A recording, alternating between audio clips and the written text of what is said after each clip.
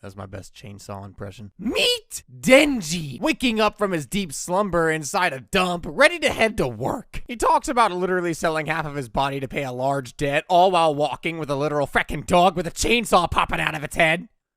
Denji's dog, Pochita, is a devil whom he uses as a weapon to hunt devils and try to clear up the astronomical debt his dad had left him as an inheritance. This little fricker is so cute, but probably regularly has to make trips inside the blood and guts of devils. And just to make it worse, he's a dog with a great sense of smell. Now, the devil hunting job isn't really paying as much as he'd hope it would, mostly because his father's boss, the Yakuza, scams him every time, and Denji's too dumb to realize this. In fact, the payment is so low that my man has to live on a slice of bread while making sure his dog is fed too. One of the henchmen asks why the Yakuza boss even bothers with a guy like that, and he basically says Denji is first of all illiterate, and second, he is like a dog who does what is said to him. Oh, look, their shabby little place isn't too bad. It's just as cute as little Pochita. While in his dump, Denji wonders what a good life is really like, and in his case, his life would be good if he could at least lose his virginity before death, according to him. He may not be smart, but he sure has his priorities sorted out. In a flashback, we see that Pochita came to Denji while he was injured and bleeding to death. He would then let Pochita feed on his blood, essentially using the devil's nature in saving the poor dog's life. But someone like me would frickin' vanish if something with a chainsaw popping out of its head were to approach me. Later in the morning, Denji begins to cough up blood, remembering that his mother had a similar heart disease. So even if he were to pay his dad's debt, there wasn't much time left for the guy anyway. He then gets picked up by his boss, who was good enough to give him a lift in his car. What a good thing to do. I'm starting to like the boss guy. They head inside an abandoned warehouse where it doesn't really seem like there is a devil there. Oh,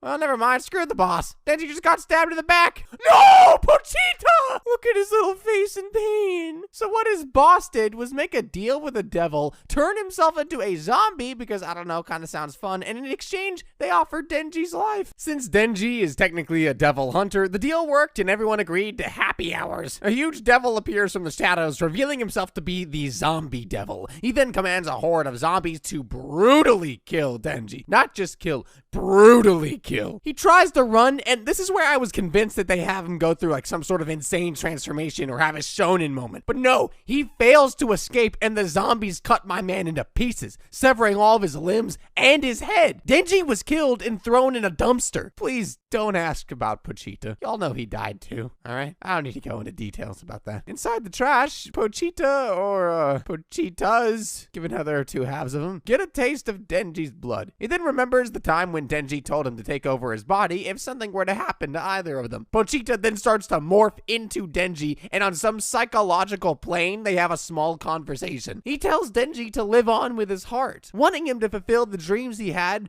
which are basically naked women. After this, Denji finds himself awake with a lever on his chest, similar to the one in a chainsaw. The zombies start to flock all over him, tearing down on his flesh, but Denji pulls the lever, and we are at the birth of the Chainsaw Man. Seriously, look at this guy's character design. It just screams Chainsaw Man. What else are you gonna call him? Denji begins to cut and tear his way through the zombies and doesn't take long to cut the devil in half as well. Some people from the official Devil Hunter Association arrive at the scene only to see one guy made up of a chainsaw towering over 100 corpses. Makima, debatable waifu of the year, the one destined to surpass Ice Wallenstein, asks Denji what he was before he passes out right in her arms. She tells him that he has a unique scent, not one belonging either to a human or devil. In exchange for surrendering to them, she offers him a place to live and some good food, something that Denji literally has never seen in his life. I mean, the boy's life was so wretched that he didn't even know the taste of good ramen. While all this is good and all, Makima makes it clear to him that he now has no choice but to say yes, or get this straight, he has to say either yes or woof to her on every command. Oh, man. Fetish unlocked. They head to Makima's workplace, soon to be Denji's workplace as well, the Tokyo headquarters for the Devil Hunters. She explains to him about the job, but all he can think of is the fact that Makima likes him and they could probably get together in the near future. I wouldn't count on that. She provides him with a tidy uniform, which of course he doesn't know how to tie a tie, and then introduces him to his new coworker, Aki Hawakata. Aki is said to be his new boss or senior, whatever you may call it. Neither men are happy about the fact that they have to work with each other, but what Makima wants, Makima gets. Aki takes Denji away, and after they get into an alley, starts to beat him to a bloody pulp. He tells them that this job is not for a guy like him, and that only serious people are cut out to do it. Either that, or it's inevitable death. Denji repays the favor by playing some football with Aki's balls, scoring more than Erling Haaland this season. Is that a football player? I think that's a football player. Dude scored the hardest touchdown of his life. And mine. He makes it clear that death is something he doesn't fear as long as Makima is within reach. They head back to Mami, complaining that they can't work together. At this instant, Makima has a chill in her eyes as she explains Aki's group is an experimental one that the higher-ups don't approve of. If they don't produce results to her expectations, then they will be considered expendable and immediately disposed of. She also talks about Denji's capabilities, which Aki finds hard to believe, but is enough for him to take the man under his roof. Life with Denji is not as easy as Aki would expect, mostly because he speaks and looks like Denji, but eats and lives like Pochita would. On their first task, the duo is sent to dispose of a fiend, a devil that has taken over the recent corpse of a human being. Aki orders Denji to use his power and make the kill, but he chooses to just swing his axe. Yet again, he warns Denji to be serious because unlike him, Aki had friends who have family and he has to protect them at all costs. Denji, however, doesn't care since he has no friends and he'd make friends with anyone worthy of it, even a devil. Also, what was that fiend eating? A bird? Like they couldn't make him look more threatening by having him feast on a human at least? Why you gotta eat a bird, bro? Back in the office, Makima presents the duo with a new addition to their little group, and it's none other than waifu number 2, baby. Power is a fiend much like the one they'd killed earlier, except she's frackin' hot. Technically, she could be cold because that's a dead body walking, but who cares? Now, calling Power a bit of a character is a tad of an understatement. When they're out on patrol, she constantly bickers at Denji, asking him for blood. Immediately after getting the scent of another devil, she manifests a frackin' hammer out of her hand and completely obliterates it. Denji watches as she showers in the devil's blood, so proud of making the kill. Her maniacal laugh says it all. Makima is not entirely happy about the ruckus they've caused, since the agents from the Devil Hunter Association shouldn't be put on a public display like that. Power then blames Denji in broad daylight, lying that it was he who told her to go berserk. Man, I'm glad he had the guts to defend himself this time. If he didn't say anything in search of Opie, that'd suck. A long day at work has both of them tired and thinking, so Power decides to share a little tale of hers. Basically, she hates humans and only likes cats, and her pet cat has been kidnapped. Catnapped! You'd expect Denji to show some sympathy here, which he does, but still shows no signs of helping her. Power then makes a $1 million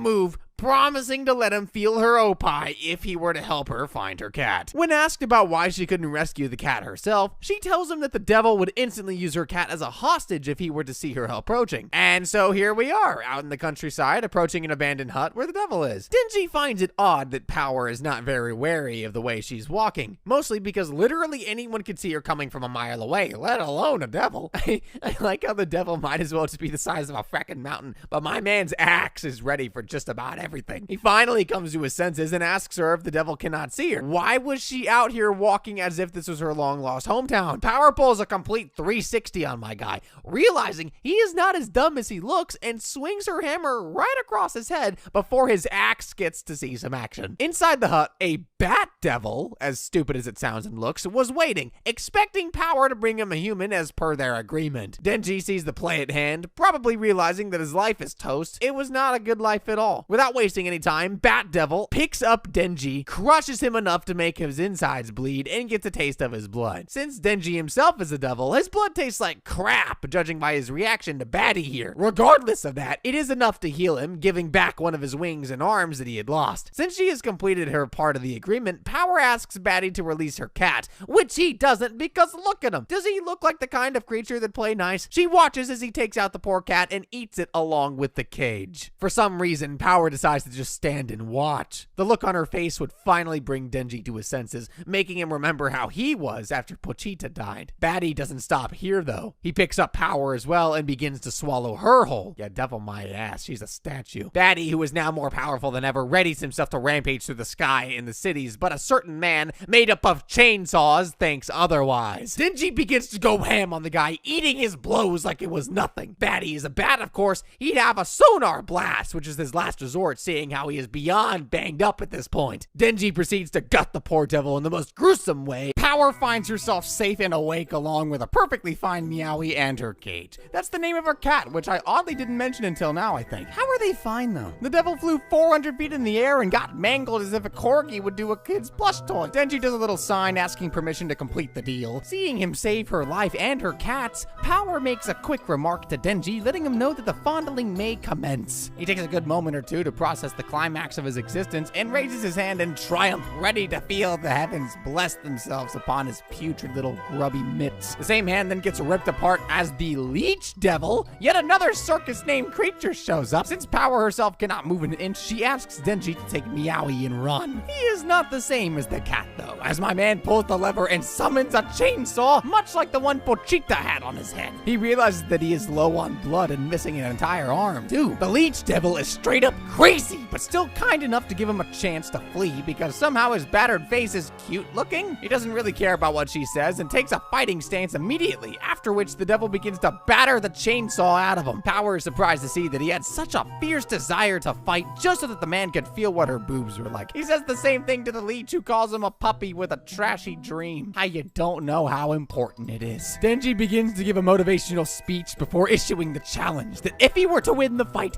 his dream would be bigger than they could give him credit for. My guy knows he's trash, but actively tries to glorify it, and you know what it is? It is glorious! He does last for a while, simply on adrenaline and sheer will, but the devil finally gets the upper hand and pierces its tongue through his chest. You heard that right. Just when things seem like they were done for him, Aki arrives and reminds us that he is every bit as cool as he looks. Look at that frackin' fox! The entire Division 4 arrives there, and they start to help with evac, while Aki personally helps Denji make way. Isn't that cute? In the hospital, he makes the situation clear to Denji, Power, and himself that they're expendable, thanks to both breaking strict regulations. She tried to kill a fellow member, and he tried to cover for her. He does give him a choice. If Denji were to follow orders thoroughly, Aki would let this all slide. Denji agrees, and you can feel the bromance oozing out of the screen.